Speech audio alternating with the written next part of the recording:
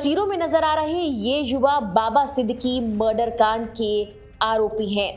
फिलहाल ये पुलिस की गिरफ्त में हैं। क्राइम ब्रांच ने इन्हें और इनके मर्डर करने के तरीके को लेकर बड़ा खुलासा किया है।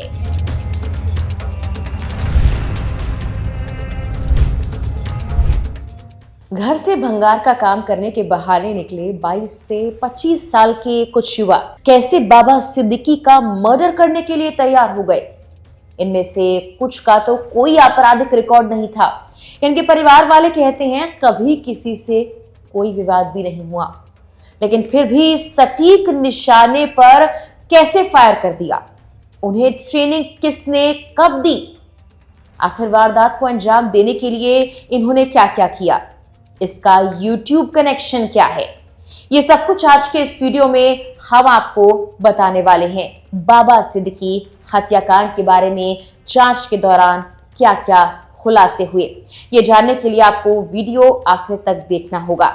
नमस्कार, मेरा नाम है मेघना सचदेवा, आप मुझे देख रहे हैं लोकमत हिंदी पर।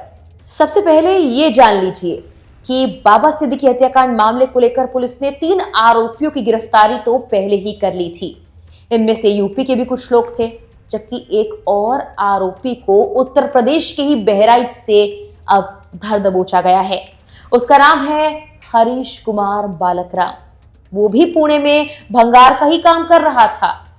अब आते हैं कि आखिर इन आरोपियों ने वारदात को अंजाम लेने के लिए ट्रेनिंग कहां से पूरी की। जवाब है YouTube से।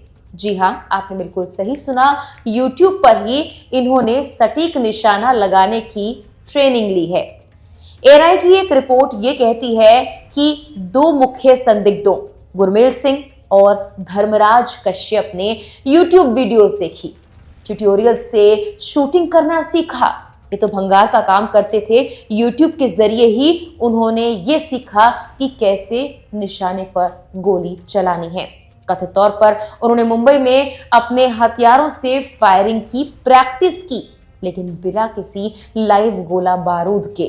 क्राइम ब्रांच को पूछताछ में यह भी पता लगा कि आरोपी हत्या की तैयारी के लिए बहुत पहले से प्लानिंग कर रहे थे, एक एक्ट की रिहर्सल कर रहे थे। इन्हें पैसे का लालच दिया गया, जिसके बाद ये इस वारदात को अंजाम देने के लिए तैयार हो गए।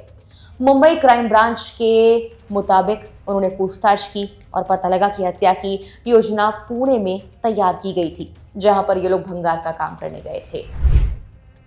ये आरोपी अक्सर बिना हथियार के सिद्दीकी के घर भी जाते थे। जी हाँ, इससे पहले भी वो बाबा सिद्दीकी से मिलने, रेकी करने उनके कार्यालय के आसपास, उनके बेटे के आसपास और उनके घर के आसपास जाते रहे हैं। जांच से ये पता चला है कि आरोपी गोलीबारी से 25 दिन पहले ही बाबा के घर और कार्यालय के आसपास गए थे, वहां रेकी की थी और देखा था कि आखिर कहां कितनी सिक्योरिटी लगी है, कब वो वारदात को अंजाम दे सकते हैं। आरोपी चैटिंग के लिए स्नैपचैट और कॉल के लिए इंस्टाग्राम का इस्तेमाल कर रहे थे, ताकि किसी को ये ना पता लगे कि वो आखिर करने क्या वाले हैं। पुलिस से बचने के लिए पुलिस उन्हें ट्रैक ना कर पाए, इसीलिए वो ये सब तरीके अपना रहे थे।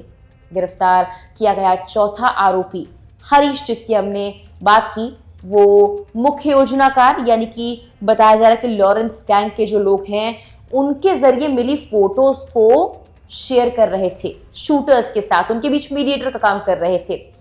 इसका मकसद ये था कि आरोपी जब भी बाबा सिद्दीकी को मारने जाएं, कोई चूक ना हो, वो पहचान पाए कि आखिर बाबा सिद्दीकी हैं कौन और गोली किस पर चलानी है।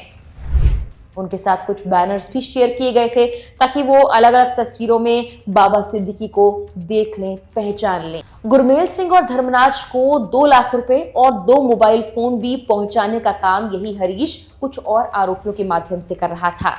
हरीश 9 साल से पुणे में ही था, इसीलिए वो यहाँ के इलाके और महाराष्ट्र को भली भांति जानता था, इसीलिए उसको शामिल किया गया और उसने तस्वीरों के जरिए इन आरोपियों को बाबा सिद्दीकी की पहचान कराई और कहा कि सटीक निशाने पर गोली लगे। अब तक मुंबई क्राइम ब्रांच ने 4 आरोपियों गुरमेल सिंह, धर्मराज जिसका हमने जिक्र भी किया, प्रवीण और हरीश को गिरफ्तार किया है। हालांकि अभी इस मामले में शुभम लोनकर समेत 3 और लोग हैं जो फरार हैं। अधिकारियों ने बाकी संदिग्धों की तलाश और तेज कर दी है। इस मामले में जांच के तार कुछ और लोगों से भी जुड़ रहे हैं, उस एंगल पर भी पुलिस जांच कर रही है। जांच के दौरान पुलिस को एक काले बैग में शूटर से जुड़ी 7.62 mm की एक बंदूक भी मिली है। बाबा सिद्दीकी को निर्मल नगर स्थित उनके दफ्तर के बाहर ही गोलियों से छलनी कर दिया गया।